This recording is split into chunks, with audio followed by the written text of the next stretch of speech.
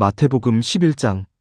예수께서 12제자에게 명하시기를 마치시고 이에 그들의 여러 동네에서 가르치시며 전도하시려고 거기를 떠나 가시니라.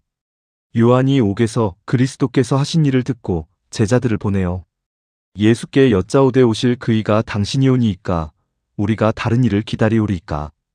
예수께서 대답하여 이르시되 너희가 가서 듣고 보는 것을 요한에게 알리되 맹인이 보며 못 걷는 사람이 걸으며 나병한 자가 깨끗함을 받으며 못 듣는 자가 들으며 죽은 자가 살아나며 가난한 자에게 복음이 전파된다 하라.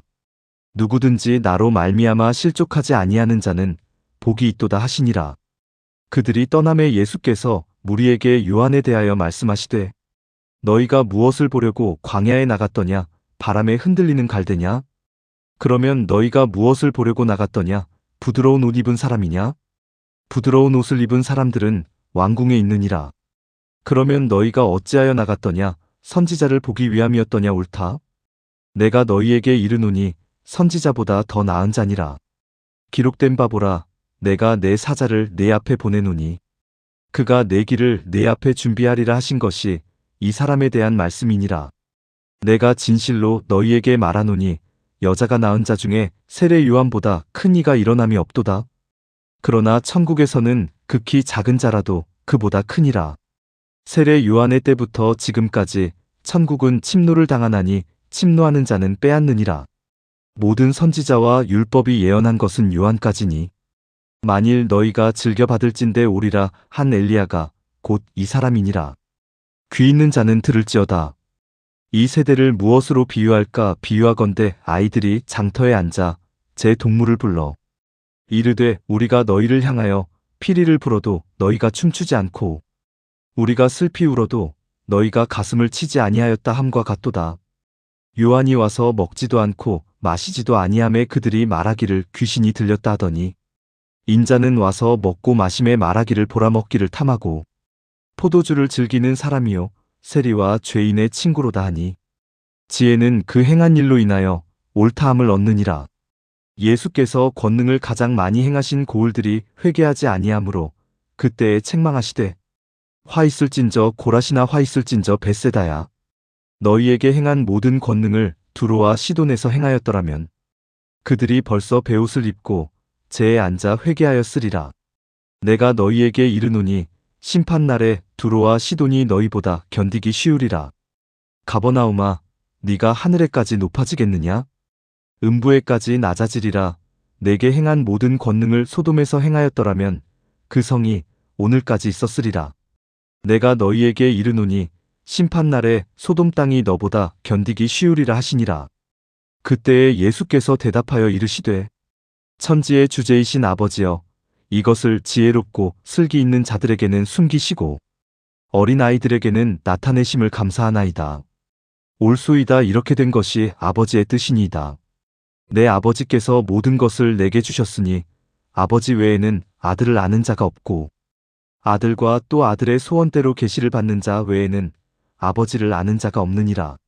수고하고 무거운 짐진 자들아 다 내게로 오라. 내가 너희를 쉬게 하리라. 나는 마음이 온유하고 겸손하니 나의 멍에를 메고 내게 배우라. 그리하면 너희 마음이 쉼을 얻으리니 이는 내 멍에는 쉽고 내 짐은 가벼움이라 하시니라. 더 깊은 묵상.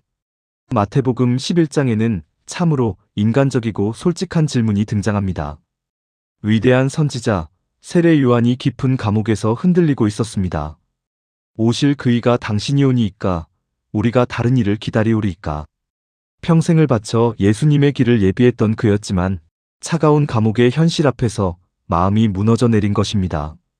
우리에게도 이런 영적인 침체와 깊은 의심의 밤이 찾아올 때가 있습니다. 열심히 믿음의 길을 걸어왔는데 상황은 조금도 나아지지 않고 오히려 더 깊은 수렁에 빠진 것 같을 때가 있습니다. 그때 예수께서 요한을 꾸짖지 않으십니다.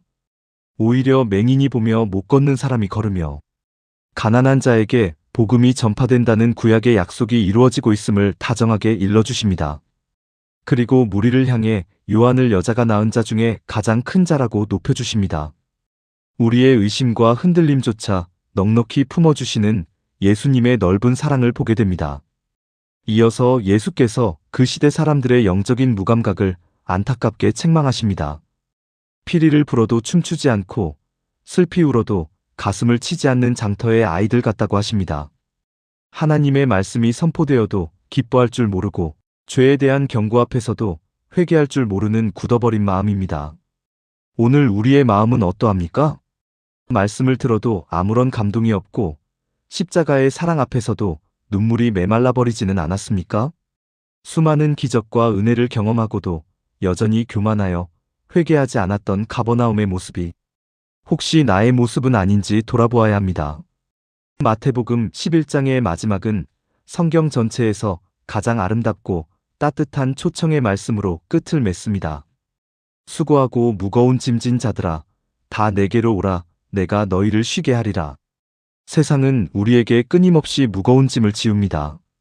성공의 짐, 율법의 짐, 염려와 죄의 짐이 우리의 어깨를 짓누릅니다.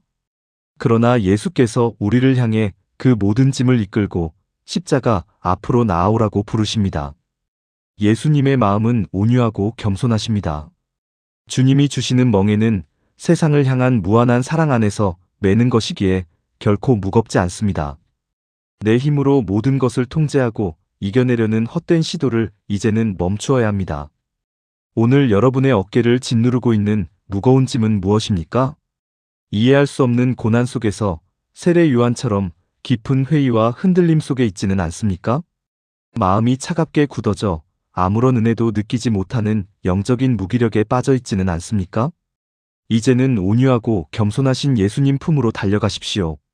우리의 모든 의심과 상처를 있는 그대로 안아주시는 주님 품에서 참된 안식을 누리기를 원합니다. 주님, 무거운 짐을 내려놓고 주님 안에서 참된 쉼을 얻게 하옵소서. 개인 적용 기도. 주님, 오늘 마태복음 11장의 말씀을 묵상하며 저의 연약하고 상한 마음을 그대로 주님 앞에 내어놓습니다. 세례 요한처럼 차가운 현실의 벽 앞에서 흔들리고 의심했던 저의 얕은 믿음을 불쌍히 여겨 주옵소서. 예수님, 내 뜻대로 상황이 풀리지 않을 때에도 합력하여 선을 이루시는 주님의 완전하신 계획을 신뢰하게 하옵소서. 저의 의심조차 따뜻하게 품어주시는 주님의 은혜를 깊이 깨닫게 하옵소서. 주님, 피리를 불어도 춤추지 않고 슬피 울어도 가슴을 치지 않았던 시대의 모습이 바로 저의 모습이었음을 고백합니다. 은혜의 말씀 앞에서도 가슴이 뛰지 않고 죄에 대한 책망 앞에서도 눈물 흘리지 않았던 굳은 마음을 용서하여 주옵소서.